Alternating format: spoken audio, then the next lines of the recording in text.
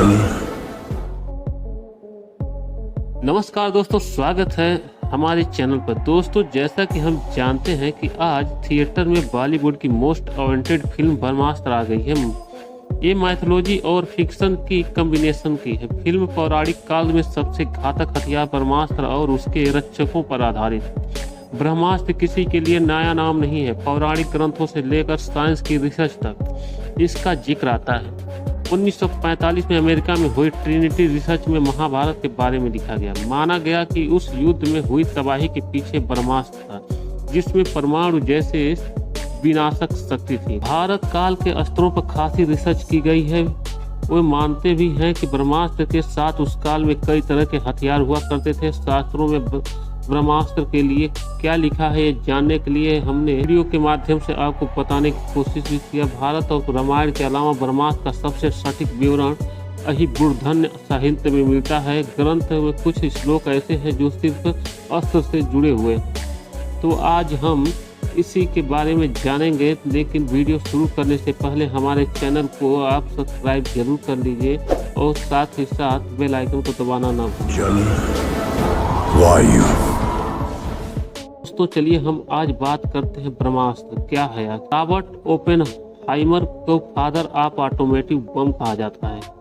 Oppenheimer और उनकी team ने 1945 के आसपास एक रिसर्च की थी, जिसमें ट्रिनिटी रिसर्च के नाम से जाना जाता है। ट्रिनिटी रिसर्च में महाभारत और गीता के फैक्ट चेक किए गए थे। उस रिसर्च का निष्कर्ष ये था कि महाभारत के समय परमाणु बम जैसे किसी शक्ति का इस्तेमाल हुआ था।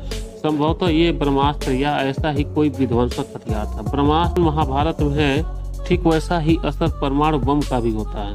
महाभारत के समय ब्रह्मास्त्र, उसके बारे में ऐसा कहा जाता है कि ये न्यूक्लियर वेपन की तरह था, लेकिन आज के समय में इस अस्त्र के बारे में कोई सटीक जानकारी नहीं है। वो क्या था, कैसा था, उसका शेप क्या था, उसकी बनावट क्या थी। महाभारत के सौप्तिक पर्व में अध्याय 13, 14 और 15 में ब्रह्मास्त्र का बारे में लिखा गया है। अश्वत्थामा ने पांडवों को खत्म करने के लिए ब्रह्मास्त्र का एक्टिव कर दिया था।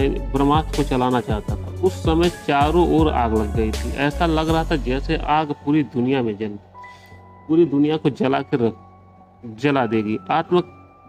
अश्वत्थामा और ब्रह्मास्त्र को रोकने के लिए अर्जुन ने भी ब्रह्मास्त्र छोड़ दिया था।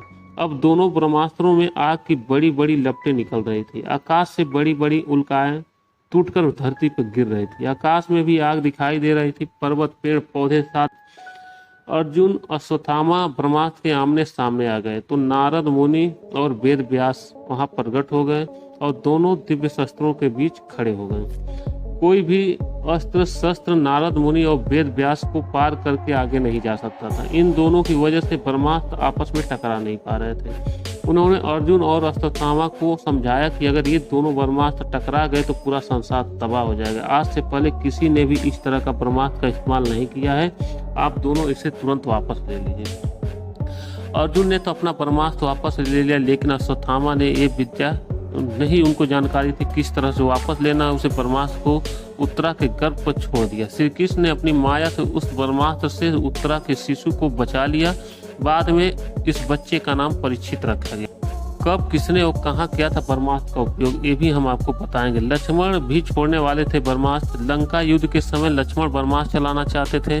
उस समय श्री राम ने लक्ष्मण को मना कर दिया। श्री राम ने कहा था कि अभी ब्रह्मास्त्र का इस्तेमाल करना सही नहीं है, इसके उपयोग से पूरी लंका ही साफ हो जाएगी। मेघानंद जो थे वहाँ के ब्रह्मास्त्र से लक्ष्मण से हो गए थे बेहोश।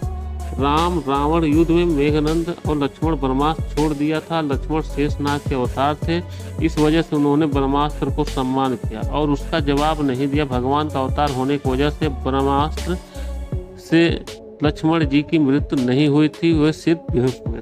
ने हनुमान जी पर भी ब्रह्मास्त्र का उपयोग किया था। उस समय हनुमान जी ने सोचा कि अगर ब्रह्मास्त्र का सम्मान नहीं किया तो ब्रह्मा जी का अपमान हो जाएगा। उन्होंने ब्रह्मास्त्र को रोका नहीं और उसके लगते ही वो बेहोश हो गए थे। वशिष्ठ मुनि के सामने बेअसर हो गया था ब्रह्मास्त्र। ये भी आपको जानकारी होगी, आपने देखा होगा। विश्वामित्र वशिष्ठ मुनि को पसंद नहीं करते थे। एक दिन विश्वामित्र वशिष्ठ मुनि की नंदिनी गाय लेने पहुंचे थे। जब वशिष्ठ जी गाय देने से मना कर दिया तो गुस्सा होकर विश्वामित्र ने ब्रह्मास्त्र छोड़ दिया था। वशिष्ठ मुनि महर्षि थे, इसलिए उनके सम्मान में ब्रह्मास्त्र को बेअसर हो गया और लौट गया।